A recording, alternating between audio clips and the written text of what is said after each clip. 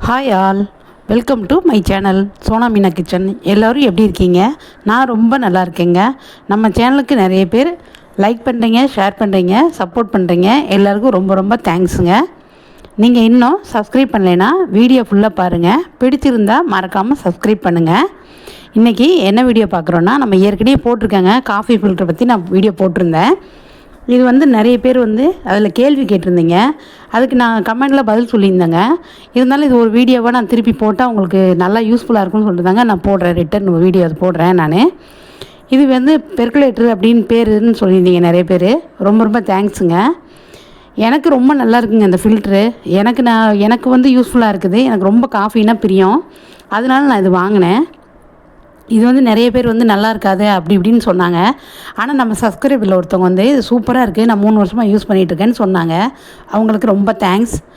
எனக்கு டிகாஷன் தண்ணியாக இருக்குதுன்னு ஒருத்தவங்க கேட்டிருந்தாங்க. தண்ணியாக இருக்கிறதுக்கு காரணம் நம்ம கீழே தண்ணி ஊற்றுவோங்க அந்த அடி பாட்டமில். அதில் கொஞ்சம் தண்ணி கம்மியாக ஊற்றணும். அதுபோல் நம்ம தூள் போடும்போது காஃபி தூளுமே இன்னும் 2 ஸ்பூன் போட்டிங்கன்னா ரொம்ப திக்காக வரும். காஃபி நல்லா கல்லியம் சொட்டு மாதிரி சூப்பராக இருக்குங்க. அன்றைக்கி பாலுமே எனக்கு கொஞ்சம் தண்ணியாக தான் இருந்தது. பாலும் திக்காக இருக்கணும், டிகாஷனும் திக்காக இருக்கணும். அப்போ தான் ஃபில்ட்ரு காஃபி ரொம்ப சூப்பராக இருக்கும். நான் எல்லாரையும் ப்ராடக்டை வாங்குங்க, நேம் சொல்லலை, வாங்குங்கன்னு சொல்லலைங்க. நிறைய பேர் இது வாங்காதீங்க அப்படின்னு சொல்லியிருந்தாங்க. வாங்குறது வாங்காத அவங்களுடைய விருப்பங்க. நான் இந்த மாதிரி எனக்கு பிடிச்சிருக்குது, நான் வாங்கியிருக்கேன்னு நான் சொன்னேன். இது நான் நிறைய ரூபா உள்ளது நீங்கள் வாங்கன்னு சொல்லலை, குறைச்சி ரூபா உள்ளது நான் வாங்கன்னு நான் சொல்ல கிடையாது உங்கள்கிட்ட எல்லாம். நான் வச்சுருக்க ப்ராடக்ட் 800 ரூபாங்க. இதிலே சின்னது இருக்குது 350 ரூபா, 300 350 ரூபா அந்த மாதிரி ரேஞ்ச் வருங்க. இது 4லேருந்து 5 காப்பி வரைக்கும் இதில் போடலாம். இந்த டிகாஷன் போட்டு காஃபி கலக்கலாங்க. சின்னது 2லேருந்து 3 காஃபி அந்த மாதிரி தான் போடலாம். இது எந்த கடையில் கிடைக்கிதுன்னு கேட்டிருந்தாங்க. இப்போ எல்லா பாத்திர கடையிலையுமே இது கிடைக்கிதுங்க. பொதுவாகவே இது முதல்ல பிராண்ட் நேம் வந்தது, இப்போ பிராண்ட் நேமே இல்லாமல் இது விற்கிறாங்க கடையில்.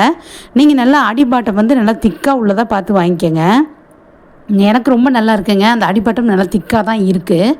இருந்தாலும் நம்ம இதோட அந்த அடிப்பாட்டம் பார்த்திங்கன்னா ரொம்ப சின்னமாக இருக்குது. அப்படிங்கும்போது நம்ம அடுப்பில் வைக்கையில் சிம்மில் தாங்க வைக்கணும், ஸ்பீடில் வைக்கக்கூடாது.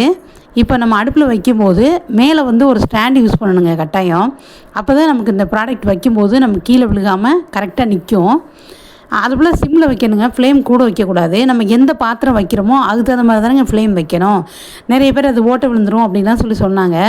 அது நீங்கள் அவ்வளோ பெரிய ஃப்ளேம் வைக்க முடியாது இல்லைங்க. நம்ம தண்ணியும் கம்மியாக தான் வச்சுருக்கோம், அது பாட்டம் கம்மியாக தான் அப்படியே இருக்குங்கும்போது உங்களுக்கு ஃப்ளேம் கம்மியாக வச்சா தான் ரொம்ப நல்லாயிருக்கும். இப்போ பால் ரொம்ப தண்ணியாக வச்சுக்காதீங்க, கொஞ்சம் திக்காக வச்சு காய்ச்சி போட்டு பாருங்கள். கல்லியம் சொட்டு மாதிரி காஃபி ரொம்ப சூப்பராக கிடைக்குங்க. காஃபி லவர்ஸ்க்குலாம் அது சூப்பராக இருக்கும். என்னை பொறுத்தவரை நல்லா இருக்குங்க அந்த ப்ராடக்ட்டு. இதில் டீ போட முடியுமான்னு கேட்டிருந்தாங்க ஒரு சிஸ்டர். டீ போட முடியாதுங்க, ஒன்லி காஃபி தான் போடலாம். இந்த டிகாஷன் போட்டுட்டு நம்ம காஃபிலாம் போட்ட பிறகு மிச்சம் டிகாஷன் இருந்ததுன்னா அதை ஒரு சம்பளத்தில் ஊற்றி நீங்கள் ஃப்ரிட்ஜில் வச்சுக்கிட்டிங்கன்னா மறுநாள் எடுத்து காஃபி போட்டுக்கலாம். இல்லைன்னா சளிச்சு போயிருங்க, கெட்டு போயிடும். இந்த மாதிரி நுரையாக வருங்க. நம்ம திறந்து பார்க்கும்போது ஒரு 3-4 நிமிஷத்தில் திறந்து பார்த்திங்கன்னா திறக்கும்போது ஆவி அடிக்காமல் பார்த்து திறங்க, மெதுவாக திறங்க. அப்போ நுரையாக வந்துருச்சுன்னா நீ டிகாஷன் வராது அப்படின்னு அர்த்தம். அடுப்பை ஆஃப் பண்ணிடலாம். ரொம்ப நேரம் கொதிக்க விடணும்னு அவசியம் கிடையாதுங்க. 3லேருந்து ஒரு 4 நிமிஷம் அடுப்பில் இருந்தால் போதும். அந்த மாதிரி இருந்தாவே தாராளமாக போதுங்க. நம்ம டிகாஷனை ஃபுல்லாக முடிச்சிடும். அந்த டிகாஷன் நம்ம சளிச்சு போகாமல் இருக்கிறதுக்கு ஃப்ரிட்ஜில் மிச்சம் இருந்தால் ஊற்றி வச்சுட்டு இந்த பெர்குலேட்டர் டெய்லியுமே யூஸ் பண்ணணுங்க. கழுவி தான் யூஸ் பண்ணணும், நம்ம கட்டாயம் வாஷ் பண்ணணும். ஒருத்தங்க கேட்டிருந்தாங்க வாஷ் பண்ணணுமா, எத்தனை நாளுக்கு ஒருக்கா வாஷ் பண்ணணும்னு கேட்டிருந்தாங்க. இது நம்ம காஃபி டிகாஷன் எடுத்துட்டாவே கழுவு தாங்க வேணும். அந்த மாதிரி தான் இப்போ நம்ம பாத்திரம் எல்லாம் எப்படி சமைக்கிற பாத்திரம்லாம் கழுவுறோம் அது மாதிரி தாங்க எதுவுமே கலட்ட வேண்டி வராது. நான் இப்போ மாட்டினேன் பாருங்கள், அந்த காஃபி தூள் வைக்கிற இடமும் தண்ணி ஊற்றுற அந்த பாட்டம் மட்டும் தாங்க கலட்ட வரும், மற்ற இடம்லாம் கலட்ட வராது. ஆனால் அதுக்குள்ளே நிற்காதுங்க, டிகாஷனாக நிற்காது, நீட்டாக இருந்துடும் உங்களுக்கு. நல்லாவே இருக்குதுங்க எனக்கு இந்த ப்ராடக்ட்டு.